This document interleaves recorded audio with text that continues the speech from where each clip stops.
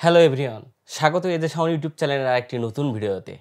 বিশেষ করে বর্তমান সময়ে যারা সনি মিররলেস ক্যামেরা কেনেন তারা হয়তো অনেকেই বলেন যে আমি ব্যাকগ্রাউন্ডটা ব্লার চাই এবং ব্লার করে ছবি তোলার জন্য সবচেয়ে ভালো লেন্স কী হবে। সেই লেন্সটি আজকে আপনাদের সামনে নিয়ে এসেছি এবং লেন্সটার কী আছে এবং লেন্সটার ফিচার কী A to Z ধারণা আজকের ভিডিওতে আপনাদের দেখাবো। তাহলে চলুন মূল ভিডিওতে সবার আগে লেন্সটি আনবক্সিং করবো, তাহলে লেন্সটি আপনাদের সামনে নিয়ে আসি।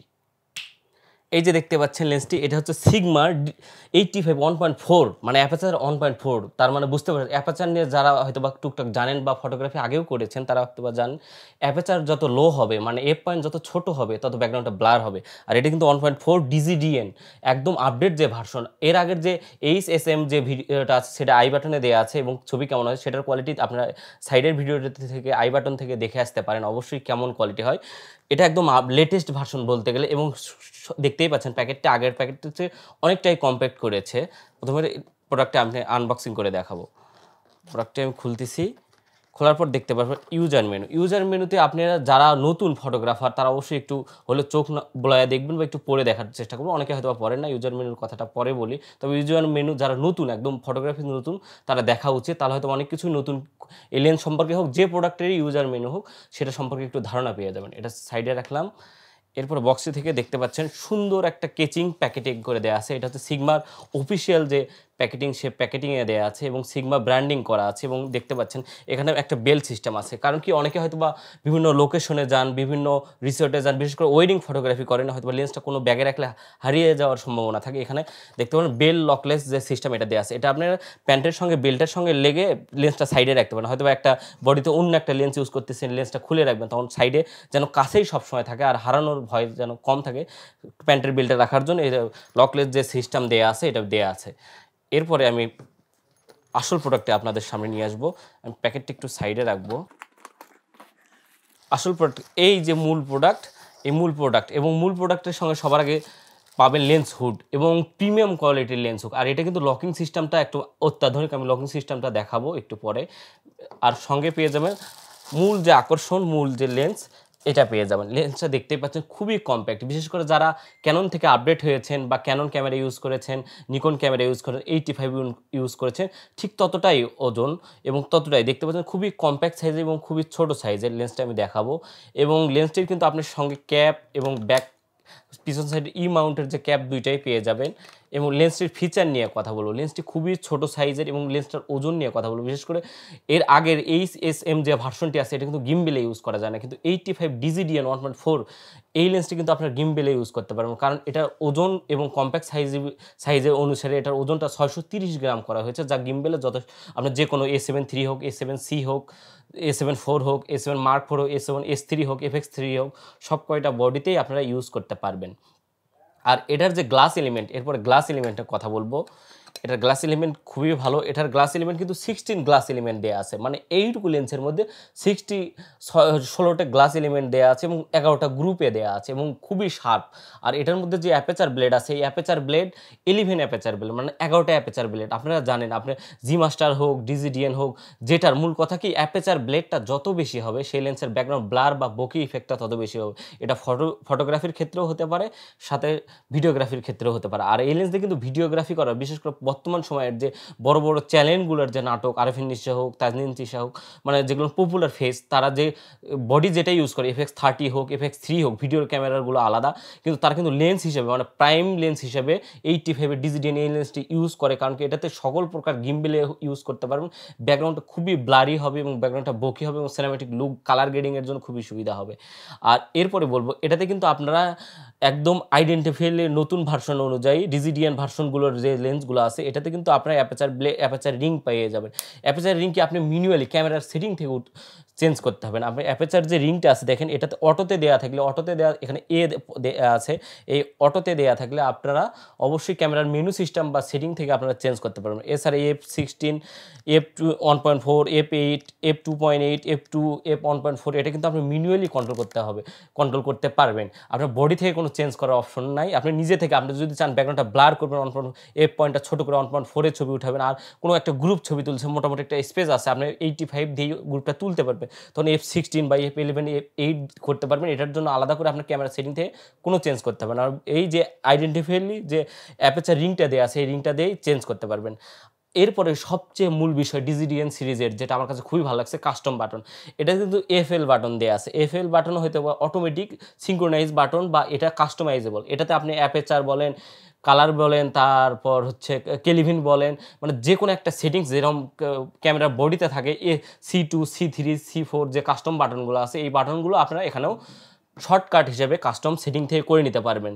এবং সেটিং থেকে এটা করে নিলে হবে এটাতে এক বাটন, ধরেন আমি অ্যাপারচারটা চেঞ্জ করবো, অ্যাপারচার বলে সরি, আমি আরেকটা উদাহরণ দিব, আমি শাটার স্পিডটা চেঞ্জ করবো, আমি কিন্তু এএফএল বাটনে ক্লিক করে আমি যদি যে ক্যামেরা ইউজ করি সেই ক্যামেরার স্ক্রল হুইলটা ঘুরাই, আমার কিন্তু শাটার স্পিড সাথে সাথে চেঞ্জ হয়ে যায়, মানে আলাদা কাস্টমাইজ করে বা সেটিং টাচ বা ডিসপ্লে থেকে কোনো কিছু থেকে চেঞ্জ করার প্রয়োজন নাই, আমরা এএফএল বাটন দিয়ে চেঞ্জ করতে পারবো। আর এরপরে সবচেয়ে বড় কথা, এই লেন্সের আগের মতো সব ফিচারের মতো এএফ এবং এমএফ বাটনটা কিন্তু দেওয়া আছে, এবং এএফ এবং এমএফ বাটন দিয়ে কিন্তু আপনারা অটোফোকাস ম্যানুয়াল ফোকাস দুইটাতে শিফট করতে পারবেন এখান থেকে। আপনারা যদি চান যে আপনি ম্যানুয়ালি কোনো কিছু ফোকাস করবেন, মানে খুব একটা ছোট জিনিসের, ধরেন আপনার যে প্রোডাক্ট ফটোগ্রাফি করতেছেন, সেটা কিন্তু আপনি খুব কাছে থেকে লেন্স মাইক্রো শট নিতে হবে। মাইক্রো শটের ক্ষেত্রে কিন্তু সবচেয়ে বিশেষ কারণ হচ্ছে আপনারা ম্যানুয়ালভাবে যদি আপনার ভিডিও করতে পারেন, যখন ফোকাস থেকে ডিফোকাস আসেন, ডিফোকাস থেকে ফোকাস এই ইফেক্টটা দিতে চান, তখন কিন্তু আপনারা অবশ্যই অটো ফোকাসে কাজ করা যাবে না, তখন আপনারা অবশ্যই এমএফ দিয়ে আপনার ছোটো কিন্তু কোনো কিছুর মাইক্রো শট নিতে পারেন। আর এরপরে দেওয়া আছে এই ক্লিক, আপনি অ্যাপেচার যে রিংটা আছে এটা কিন্তু দেখেন, একটা থেকে আমি একটা আপনার সাউন্ডটা শুনতে পাচ্ছেন কিনা, আমি মাইক্রোফোনের কাছে নিয়ে গেলাম, একটা পয়েন্ট থেকে F1.4 থেকে 1.2-তে নিয়ে যাব। এই যে ক্লিক যে সাউন্ডটা আছে, এটা অনেক সময় বিশেষ করে যারা ভিডিও করবেন, ভিডিওর ক্ষেত্রে কিন্তু যদি এই ক্লিক সুইচটা অন করে রাখেন, তাহলে কিন্তু আপনারা ভিডিও একটা অ্যাপারচার থেকে আরেকটা অ্যাপারচার যাওয়ার সময় মুভিং করার সময় একটা ব্ল্যাক সাইন আসবে, যেটা দেখতে খুবই বিশ্রী লাগে। এটাও মানে আপনি স্মুথলি একটা সাবজেক্ট থেকে, ধরেন এটা সাবজেক্ট সামনে, এটা পিছনে, এখান থেকে এটাতে শিফট করার সময় যদি স্মুথ একটা শিফটিং চান, তাহলে অবশ্যই এই ক্লিক সুইচ দেওয়া আছে, এই ক্লিক সুইচটা অফ করে দিবেন, তাহলে লেন্সটা দেখবেন স্মুথলি, আর কোনো সাউন্ড হবে না, দেখতে পাচ্ছেন, আর কোনো সাউন্ড হবে না। তখন হয়তো বা আপনি এক থেকে আরেকটা সাবজেক্টে ফোকাস শিফটিং করার সময় খুবই স্মুথলি একটা ফোকাস, মানে সিনেমেটিক যে শটগুলো দেখেন, যে আপনার ধরেন যে একটা ওয়েডিংয়ে গেছেন, ব্রাইডের আপনার মালা থেকে, মানে গহনা থেকে তার চোখে বা চোখ থেকে তার গহনাতে ফোকাস শিফটিং করো, তখন এই ক্লিক সুইচটা অফ করে দিয়ে স্মুথলি ফোকাস করতে পারেন। এটা গিম্বেলে আপনার কাস্টমাইজ, যদি গিম্বেল কেবল ইউজ করেন, গিম্বেলের সামনে দেখবেন একটা স্ক্রল হুইল থাকে, সেটা দিয়ে এটা আপনি ডাইরেক্টলি নিয়ন্ত্রণ করতে পারবেন, আর এমনি হাতেও আপনি ম্যানুয়ালি নিয়ন্ত্রণ করতে পারবেন। আর লেন্সটি খুবই আমার কাছে ভালো লেগেছে। এবার এটার লাইভ যদি ফটোশ্যুট আপনাদের দেখাইতে পারে, অবশ্যই চেষ্টা করব। এটা একটা আমার ছোটো ভাই মিঠুর, তাকে অসংখ্য ধন্যবাদ লেন্সটি আমাকে প্রোভাইড করার জন্য, এবং আমি এটা নিয়ে রিভিউ নিয়ে এসেছি। সে যখন এটাতে কোনো দিন শর্ট করে, যদি আমি লাইভ এর আগে দেখাচ্ছি 70-200 দিয়ে, তাকে নিয়ে আমি অবশ্যই চেষ্টা করবো 85 দিয়েও লাইভ ফটোশ্যুটে কেমন ব্লার হয়, কেমন হবে, ওয়েডিংয়ে কেমন হবে। আর বিশেষ করে বলি ডিজিডিএন কারা কিনবেন, বিশেষ করে যারা ওয়েডিং ফটোগ্রাফিতে খুবই ভালো কিছু রেজাল্ট করতে চান, বা ওয়েডিং ফটোগ্রাফির মূল উদ্দেশ্য, সিনেমাটোগ্রাফির মূল উদ্দেশ্য, তারা চোখ বন্ধ করে এই ডিজিডিএন 85 1.4 এই লেন্সটা কিনতে পারেন। এই লেন্সটা আমি বর্তমান প্রাইস আমি বলবো, বর্তমানে এটা 95 থেকে 96 দাম ভেরিয়েন্ট, হয়তো বা এক্স্যাক্টলি আজকে যে দামটা আছে কালকে নাও থাকতে পারে, এটা ডলারের সাথে মানে বহির্বিশ্বের সাথে একটু কম বেশি হতে পারে দাম। আপনারা অবশ্যই ডিসক্রিপশনে ডিজিটাল শপের নাম্বার দেওয়া থাকবে, আপনারা সেখান থেকে ফোন করে এক্স্যাক্টলি বর্তমান দাম যেটা সেটা অবশ্যই চেক করে নিতে পারেন। আর অবশ্যই যারা ওয়েডিংটা সিরিয়াস, মানে একটু ইনভেস্ট করতে কোনো সাহস আছে বা ইনভেস্ট করতে চাচ্ছেন, আপনি মোটামুটি 1 লাখ টাকা বাজেট, তারা অবশ্যই চোখ বন্ধ করে ডিজিডিএন 1.4 এই লেন্সটি কিনতে পারেন। আর এই লেন্সটি কিন্তু খুবই কিউট এবং খুবই কম্প্যাক্ট। আর লেন্সের বিল কোয়ালিটি নিয়ে কথা বলবো, এটা কিন্তু কোনো প্লাস্টিকের তৈরি না, এটা একদম fully ally body. Ally body বুঝতে গেলে কি, এই লেন্সটা যদি কখনো অ্যাক্সিডেন্টলি আপনার হাত থেকে পড়ে যায়, সহজে নষ্ট হওয়ার সম্ভাবনা নাই। আর এটার যে দেখতে পাচ্ছেন যে কানেক্টর আছে আপনি ক্যামেরার বডিতে, ধরেন এটা A7C, এটাতে যখন কানেক্ট করবে, এখানে দেখুন একদম স্মুথ, কোনো হাতে বাজবে না। যে লেন্সটাই কিন্তু হাতে বাজবে না সেটা হচ্ছে প্রিমিয়াম কোয়ালিটির লেন্স। যে লেন্সের কানেক্টর হাতে বাজবে বা নখে একটু বাজবে, সেটা প্রিমিয়াম কোয়ালিটির লেন্স না। আমি একটা সোজা পার্থক্য বলে দিলাম, অনেকে হয়তো বা সেকেন্ড হ্যান্ড লেন্স কেনে, তারা অবশ্যই দেখবেন যে এটা ইউজে হাতে বাজলে আপনার কখনোই নেবেন। আর যখন দেখবেন হাতে বাজবে না, তার মানে এটা সনি মিররলেস ক্যামেরাগুলো, বিশেষ করে এই যে কানেক্টর, এটা খুবই স্মুথ হয় এবং খুবই কম্প্যাক্ট। আর মিররলেস ক্যামেরার যদি আপনি একটা A7Cর সাথে আমি এটা একটা কানেক্ট করে দেখাবো, দেখতে পাচ্ছেন A7C বা A7 III বা A7 IV সবগুলো বডির সাইজ মোটামুটি সেম, 600 থেকে 700-800 গ্রামের মধ্যে। এবং দেখতে পাচ্ছেন লেন্সটি খুবই কম্প্যাক্ট এবং খুবই ছোট। আপনারা দেখতে পাচ্ছেন, হয়তো মনে হচ্ছে যে এত ছোট ক্যামেরা, কিন্তু রেজাল্ট আপনারা দেখলে খুবই ভয় পাবেন। এটা নিয়ে আমি শর্ট ভিডিও বা আমি মিঠুর সঙ্গে লাইভ একটা ভিডিও নিয়ে আসার চেষ্টা করবো, আউটডোর ফটোগ্রাফি বা ওয়েডিং ফটোগ্রাফি যেটাই হোক না কেন। এবং খুবই কম্প্যাক্ট, বিশেষ করে যারা কম্প্যাক্ট সাইজের ক্যামেরা চান বা কম্প্যাক্ট ইউজার ফ্রেন্ডলি ক্যামেরা চান, তারা অবশ্যই ডিজিডিএন এটা কিনতে পারেন। এবং খুবই আমি মনে করি এটা ইনভেস্ট। আর এটার যে থ্রেড সাইজ আছে, এই থ্রেড সাইজ কিন্তু 77 mm। বিশেষ করে যারা ফিল্টার ইউজ করবেন, আমি একটা ফিল্টার নিয়ে বিশেষ কথা বলবো। আপনি লেন্স কিনছেন 1 লক্ষ টাকা দামের, ফিল্টার কিনছেন 200-400 টাকার যে ফিল্টার যে বাজারে পাওয়া যায়, এই ফিল্টার কখনোই কিনবেন না। আমি অবশ্যই রিকমেন্ড করবো আপনি KNF কনসেপ্ট এই ফিল্টারটি কেনার জন্য কম বাজেটের মধ্যে 2500 থেকে 3000 টাকার মধ্যে। অবশ্যই যারা পোলারাইজ ফিল্টার ইউজ করেন, ভেরিয়েবল যারা ফিল্টার ইউজ করেন, ইউভি ফিল্টার, তারা A সিরিজের কিনতে পারেন। আর C সিরিজের হচ্ছে যারা সচরাচর অ্যাক্টিভলি আউটডোর করেন বা ওয়েডিংয়ের কাজ করা, KNF কানেক্টিভিটির C সিরিজের যে ফিল্টার, এটা কিনতে পারেন। এই ফিল্টারটি অবশ্যই রিকমেন্ড করবো এবং ফিল্টারটি লাগায়ও আমি দেখাবো আপনাদের পরে। আর সুন্দরভাবে অবশ্যই যারা ওয়েডিং ফটোগ্রাফি সিরিয়াস বা আউটডোর ফটোগ্রাফি সিরিয়াস ক্যামেরা কিনতে যাচ্ছেন, নতুন ক্যামেরা এখনও কেনেননি, কিনবেন, লেন্স কিনবেন কোনটা ব্যাকগ্রাউন্ড ব্লার করা যাচ্ছে, তারা অনায়াসে চোখ বন্ধ করে ডিজিডিএন কিনতে পারেন।